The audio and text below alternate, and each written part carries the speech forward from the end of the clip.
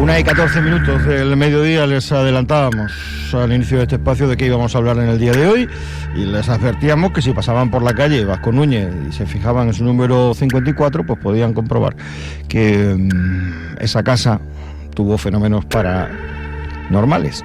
Hace 2 meses o por ahí que lo comentábamos, y les dábamos cuenta de la presentación de este libro que fue en ámbito cultural, pero más detalles nos trae hoy Samuel Hernández. Samuel, buenas tardes. Hola, Zuri, ¿qué tal? Muy buenas. Yo tuve oportunidad en aquel momento de acercarme un poco a esta historia. Esta historia es sobrecogedora, ¿eh?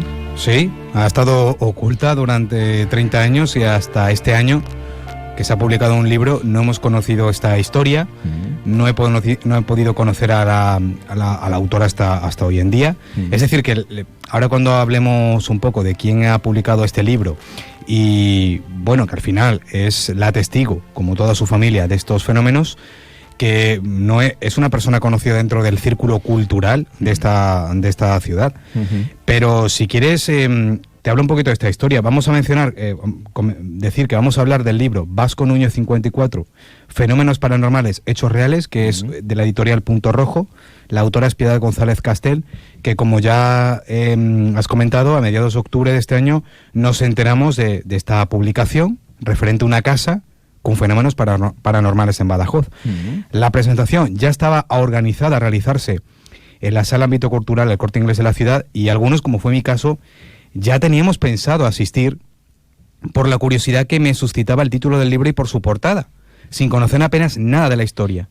Pero ¿sabes lo que pasa? Que son estas causalidades del mundo del misterio, que a mí me llega un mensaje de José Manuel Morales, que es el CEO de Rutas Misteriosas, que es la empresa para la que pertenezco, y me comenta: oye, Samuel, mira, nos han hecho llegar un correo electrónico de una persona en Badajoz, contanos que ha publicado un libro y tal, sobre una casa, por si querías asistir, ya que eres el guía de Rutas Misteriosas en Badajoz. Y bueno, yo te muestro ahí en los documentos que te he pasado la captura de ese correo, y esta mujer lo hace llegar y digo, pues ahora con más interés sí que voy a ir. Ya tenía interés, ya tenía pensado asistir, pero qué bueno que esta mujer, Piedad González Castel, hiciera ese acercamiento. Entonces, yo te voy a contar lo que nos da tiempo, porque no vamos a tener mucho tiempo. Vamos a hacer esta historia, vamos a contarlo en 2 partes. Una parte va a ser hoy, que es el origen de esta casa, dónde está, quién es la autora, qué fenómenos son, más o menos, hasta donde dé tiempo. Y la semana que viene hablaremos con Piedad González Castel en directo, para que nos cuente, bueno, la enseñanza que nos ha dejado esta casa, un poquito de los fenómenos, así lo que dé tiempo también, porque lo que os digo, si queréis saber más sobre esta historia, está el libro, que lo podéis conseguir por ahí, y también tenéis una entrevista completa de 2 horas que yo tuve con Piedad en su casa, no en la que ocurren los fenómenos, porque ya hace tiempo que no vive allí, pero en su casa. A mí me recibió el 16 de noviembre, me acerco en su casa, vive en la calle Menacho, en plena calle Menacho. Yo me acerco allí, a su casa, ella me recibe. La verdad que conmigo ha sido muy hospitalaria, muy cercana. Esta mujer está en pleno uso de sus facultades, y me contó toda la historia, sin yo leer el libro, sin conocer del todo, me contó todo esto, y algunos fragmentos vamos a poner el día de hoy. ¿Y esto por qué lo digo? Porque yo ya estoy notando que ciertas personas profesionales se hacen llamar del mundo del misterio, que ya están hablando de este caso. Y lo están hablando como si lo hubieran investigado, como si ellos hubieran venido a Badajoz, como si se hubieran entrevistado con la testigo, como si supieran, que yo creo que no saben ni dónde está el Parque de Castelar, ni saben dónde está la casa. Entonces, esto lo digo porque la mala praxis dentro de la profesión está a la orden del día, y esto del copy y pega, hay un momento que ya dice, oye, ya cansa. Porque yo he estado en casa de la mujer. En esta mujer, yo me he entrevistado con ella, yo estoy en contacto continuo, y hay algunas cosas que se han comunicado hacia afuera en algún programa. Yo no voy a andar ahora mencionándolo, pero un programa muy conocido, hay una persona que ha salido hablando de este caso como si hubiera estado aquí, como si supiera, como si fuera de Badajoz de toda la vida, y no. El que es de Badajoz sabrá situar la casa y sabrá la importancia que tienen estos fenómenos. Pero bueno, te menciono, Piedad González Castel.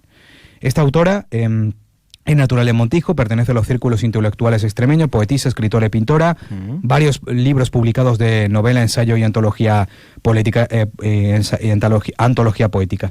Me voy a guardar un poquito más de la presentación para la semana que viene, cuando hablemos con ella en directo, pero ella es la mujer que publica el libro, es la madre de esta familia, que con sus 4 hijos ya mayores, su marido, que ya falleció, que en paz descanse, más la criada, más algunos familiares que iban allí de vez en cuando, todos han vivido esta serie de fenómenos. Pues bien, Vasco Núñez 54 es la narración en primera persona de una historia familiar que tuvo que ver con una casa que para el que sea de la zona o pacense toda la vida no le va a costar encontrarla. Claramente cuenta cómo ella, su marido y esos 4 hijos y más los que he mencionado han podido interactuar con algunos de los distintos fenómenos que se han vivido en esa casa, con la friolera de que la familia compartió momentos con ellos durante 30 años, desde 1987 que llegaron a aquella casa hasta el 2012 que se marcharon de allí, y luego la casa se vendió oficialmente en 2017, ya dejó de ser de propiedad de esta familia. ¿Quieres que escuchemos primero? Vamos, te cuento. Originalmente, la familia vivía en un cómodo piso de 100 metros en la calle General Aranda. Se llamaba así entonces. Claro, es la actual calle Vasco Núñez. Se cambió el nombre debido a la memoria histórica, y esa casa, ellos vivían a apenas 60 metros de distancia. Pero ¿qué pasaba? Se les quedaba pequeño debido a que era una familia numerosa, la familia crecía, ya había nacido su 4.º hijo. Bueno, pues Piedad cuenta en el libro, y a mí lo contó también en la entrevista, que ella pasaba cerca de esa fachada de Vasco Núñez y era como que la casa le llamaba, que había una atracción. Entonces ellos no sabían nada de los anteriores propietarios, se deciden a comprarla, todo ello previamente se la habían mostrado y tal como estaba. Todo eso nos situamos fue en el año 1986. Vamos a recordar cómo Piedad hablaba de la atracción que sentía por esa casa cuando pasaba por allí cerquita. Que yo pasaba por allí y es que ni miraba, yo no sabía cómo estaba el portal ni cómo estaba la puerta, estaba todo destrozado, todo destrozado, era horrible. Y yo cuando entré la primera vez lo vi, pero como yo iba ya fija a que iba a ver mi casa, vale, porque no me importaba cómo estaba, y había hasta la puerta estaba rota, la puerta de la calle estaba rota, solo colgando un trozo de arriba, así como una dentadura mesada, y yo no me importó. Una casa abandonada, ¿no? Abandonada en el exterior, sí, porque luego el interior cambiaba la película. Eso es lo que cuenta Piedad, que cuando ve llegar a esa casa, ¿no? Lo único que sabían antes de comprarla era que pertenecía a una familia que se desentendió del mantenimiento de la parte común con los demás vecinos del bloque. Lo de los vecinos del bloque, tengo que decir que yo estoy tratando de entrevistarme con algunos vecinos más del bloque. Si da tiempo al final te mencionaré una curiosidad, si da tiempo, si no lo decimos la semana que viene, que todavía hay un poco de tiranteces entre los vecinos. Es un caso, no quiero decir mucho más porque, bueno, pero ya hubo tiranteces en la presentación, por lo tanto, bueno, pero vamos a seguir escuchando a Piedad. Piedad ve el interior y era distinto. Era un edificio enorme, arquitectónicamente sorprende por cómo estaba distribuida. Fíjate, nos va a contar el interior de la casa, que tiene que ser espectacular. Yo sin verlo me parece espectacular. Vamos a escuchar la descripción. La puerta cuando abrimos, porque era una casa señorial, lo sigue siendo, la puerta de entrada era preciosa, como entonces no había temor a las puertas blindadas y todo esto, eran 2 hojas con un mirador grande dorado precioso. Arriba de las 2 hojas era un arco de cristal con ferrajería. Era precioso. De dentro, la creadora de la casa había puesto todo su amor y toda su inteligencia creadora en esa casa para hacerla distinta, en planos, en todo. O sea, bastante grande para la zona donde está ubicado. Claro, la nuestra eran 250 o más de 250 a 300 metros, con patios, contando los patios y eso. Era lo que teníamos. Un total de 17 habitaciones. Sí, 17 habitaciones. Es decir, 6 dormitorios, uno de ellos llamado el cuarto del gato, que lo llamaban así. 3 baños, uno incorporado al dormitorio de los padres, 2 salones, cocina, comedor, patio interior, patio de luz, más recibidor, distribuidor y vestíbulo. Es decir, no tenía, perdón, me están llamando precisamente, qué casualidad, de Madrid están llamando. Será que no creo que sea nadie de la familia de Piedad, que tiene allí familia en Madrid, pero no. No tenía pasillos. Primera planta de un bloque de 3 viviendas que no son iguales. solo la que vivía esta familia parecía distinta a las demás, no solo por su estructura, sino también por los fenómenos que iban a sentir nada más poner un pie allí en el año 1987. Por cierto, el que compre el libro, que sepa que ella, Piedad, se lo ha currado y tiene planos dentro de cómo están distribuidas las habitaciones de la casa. ¿Cuándo empezaron a manifestarse esos fenómenos? Dice Piedad, inmediatamente. Inmediatamente de estar allí, comienza casi al mismo tiempo el duendecillo y el olor. Esos ya son denominaciones, porque sí, claro, sí. Eran entes que estaban habitando con nosotros teníamos que ponerle un nombre, porque era la sensación que hemos tenido siempre de que dos esferas, la real, que era la nuestra, la corpórea, pues se le mezclaba otra dimensión, otra esfera que tangencialmente se metía con la nuestra, cada vez en un punto distinto, y por eso cada vez el fenómeno era distinto. Estos que fueron los primeros, el duendecillo, le tuvimos que poner nombre para hablar de ellos, porque eran nuestros convecinos. Parecían mascotas, ¿no? Sí, bueno, convivieron con ellos. Tú fíjate, lo comenta como sin nada, como sin miedo. Nada, sí. Claro, es que esto es una cosa que hay personas que esto, si le llega a pasar a los 2 días, se largan de la casa. Tiran, claro. Pero esta familia no, lo tenían como unos habitantes más. Sí. En el anterior, bueno, hemos escuchado al duendecillo. Vamos a escuchar porque esto es muy curioso. Esta supuesta aparición lo denominaron así cuando comenzaron a desaparecer objetos en la habitación de su hija Nuria, sobre todo cuando perdió un reloj. Aquí es cuando empezaba la historia de ese duendecillo. Era simpático.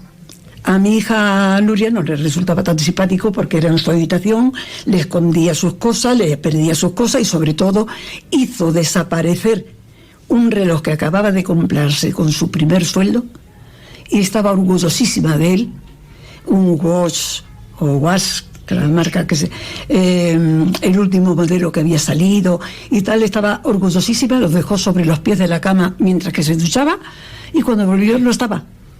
Había desaparecido, pero ha desaparecido durante los 30 años que hemos vivido allí, pero no era molesto.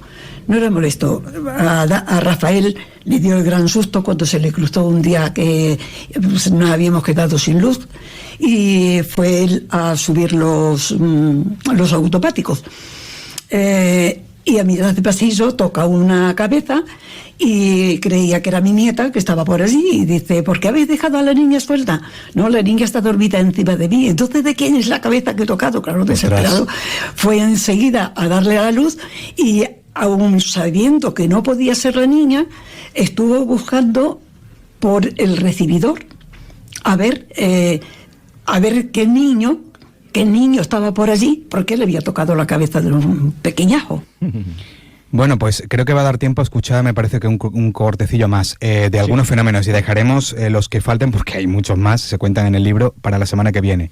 En la habitación de otra de sus hijas se manifestaba un olor extraño. Era un mal olor que estaba instalado solamente en esa habitación, sin explicación aparente e indescriptible. Vamos a escucharlo. El olor era muy desagradable. Desagradable en el sentido en el que no se puede describir. Putrefacto, podemos decir. ¿Algo? Es que no es putrefacto, es que era un olor que no se puede describir. O sea, cuando notabas ese olor a azufre, no era azufre, olor a podrido, no era olor a podrido, era inexplicable.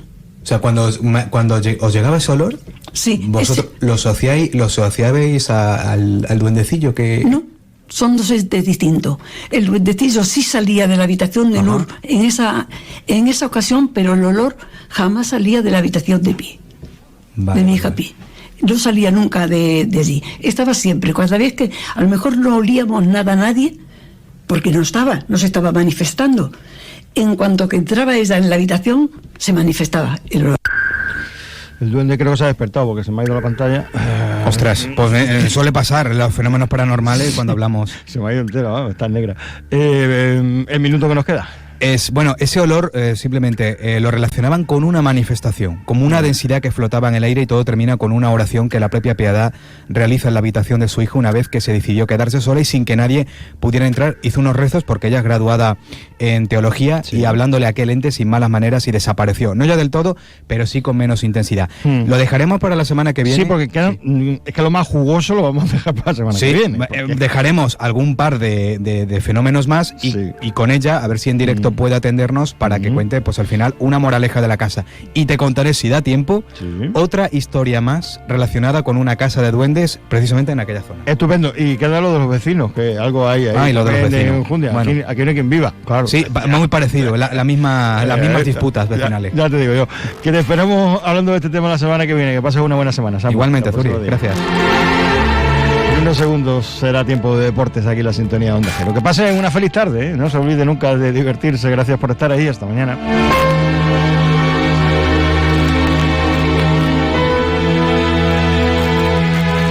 Onda Cero, Extremadura. Por gentileza de Centrowagen, les ofrecemos los deportes. En Onda Cero, más de uno Extremadura. Deportes, David Cerrato.